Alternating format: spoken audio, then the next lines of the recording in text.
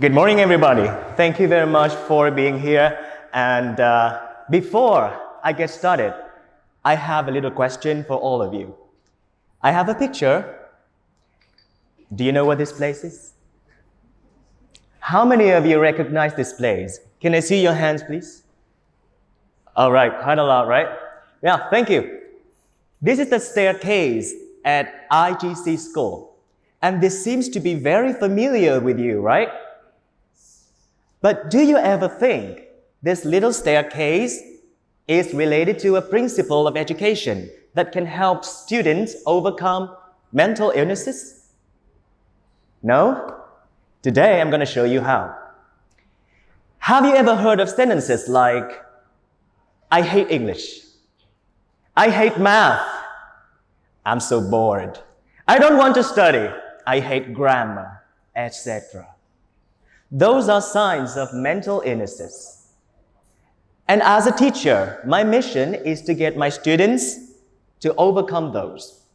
We think those problems are from our students, but actually, we teachers, educators, play important parts as well.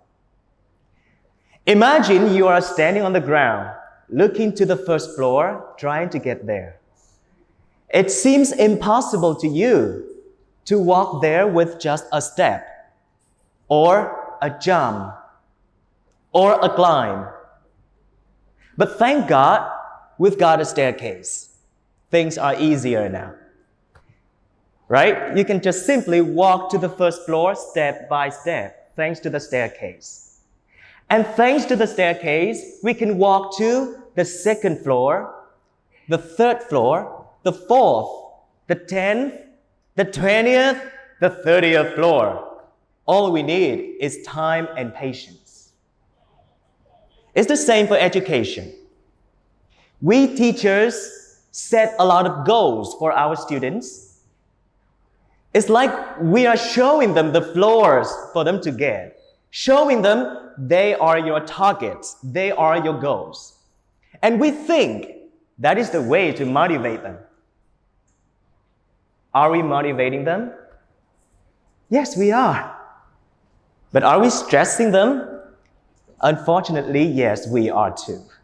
So why don't we just motivate them and release stress at the same time by just giving them a staircase for them to step by step to their goals? Break down your lessons into smaller parts. If you ask me, how small is enough? I will say it depends. It's like when you build the stairs, the steps of the stairs. How tall a step is depends on those who walk on the stairs.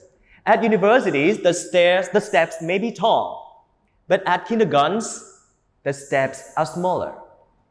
It's the same for education. You need to listen to your listeners. You need to understand your listeners.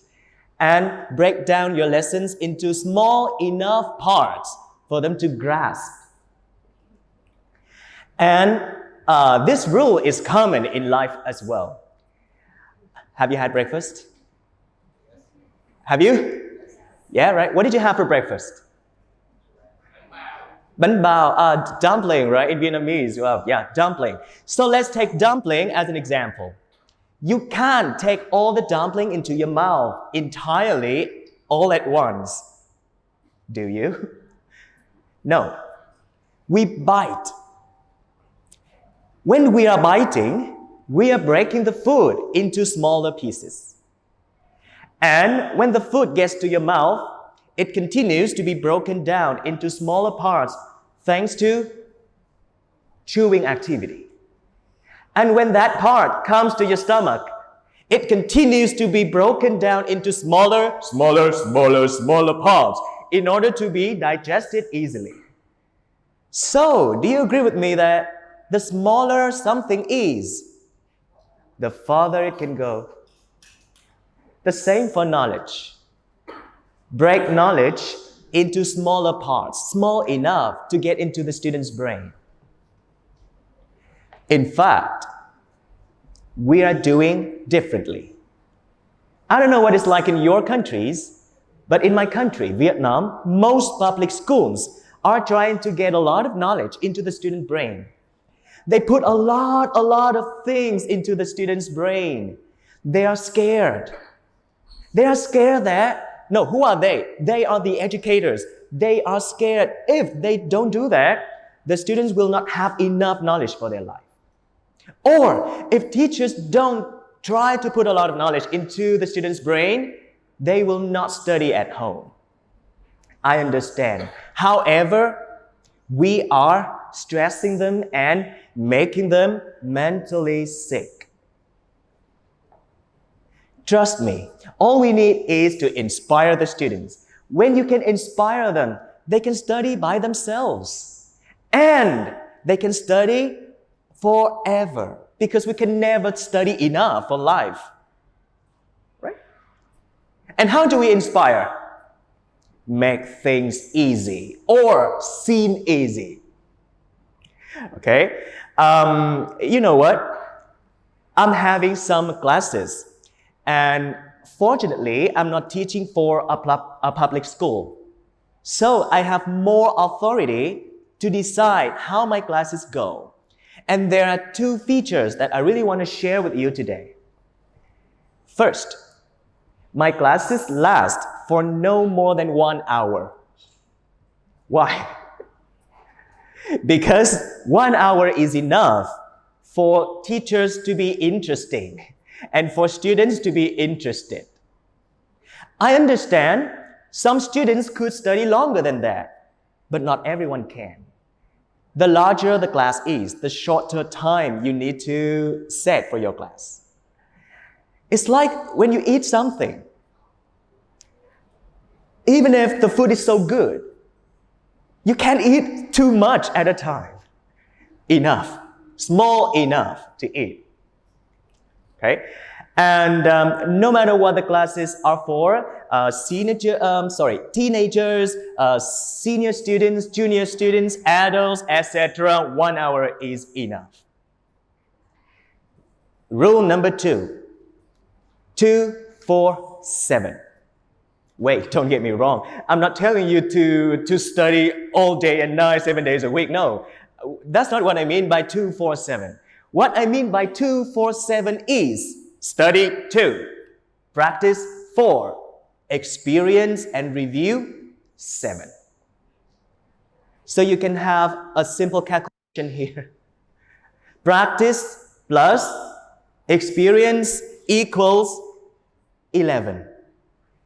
11 out of 13 part in total.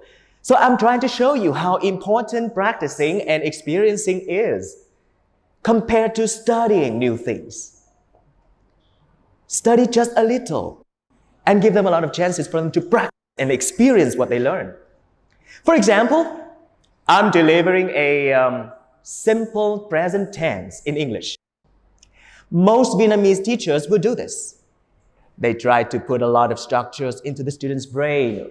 A lot of subjects, I, we, you, they, he, she, it, and my mother, TG, 9X, etc. Accordingly, we have some verbs like with S, ES, something like that. And negative forms, don't, do not, doesn't, and a question form. Is that too much? I wouldn't do that actually. I just teach them one basic structure. I am a student. Study that, kids, study that structure. Study that sentence with me. Until they are familiar with that sentence, I will go to, I am a boy, for example. And then I am a girl. And then I am a teacher. I am a doctor. A lot of I ams. They are really familiar with that structure. At that time, will I continue to teach them she is?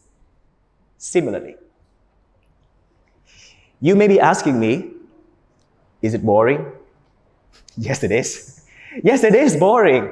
However, if you just teach like that, it's going to be very boring. But I told you earlier, practice and experience. For one sentence or for some sentences, if the same structure, we can get them to listen and write, or matching, or a lot of games, a lot of quizzes, a lot of activities in the class for them to experience and have fun. So that's how we can make the lessons less boring. That's it.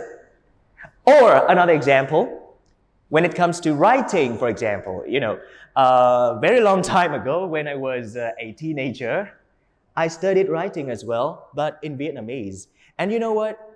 What Vietnamese teachers told us was, they gave us a topic. They gave us a piece of paper.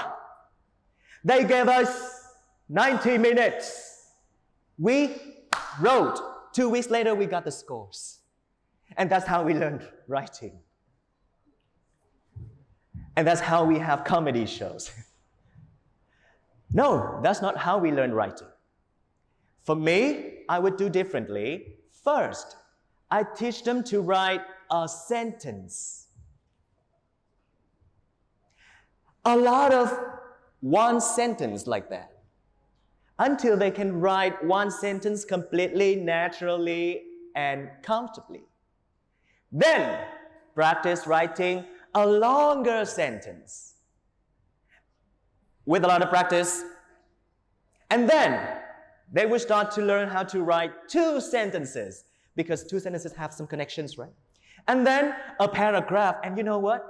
I have a long course just to focus on writing paragraphs only.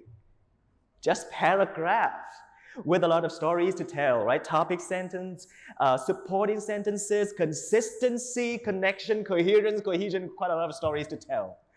We don't tell them. We just show them the goal and hey, go there. We are so helpful, right? Okay?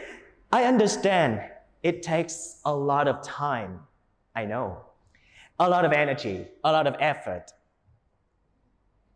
And I know many of teachers can't do that in public schools because they are under many pressures.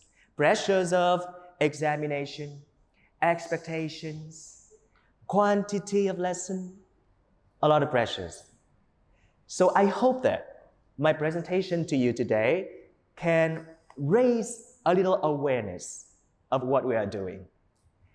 And if you are running a private school, if you are running a private class, or if you have an English club where you can decide how your classes go, remember my 2 principles. Small is enough. And 2, 4, 7. Study just a little or a lot. Study a little and practice a lot. Experience a lot. Thank you for listening.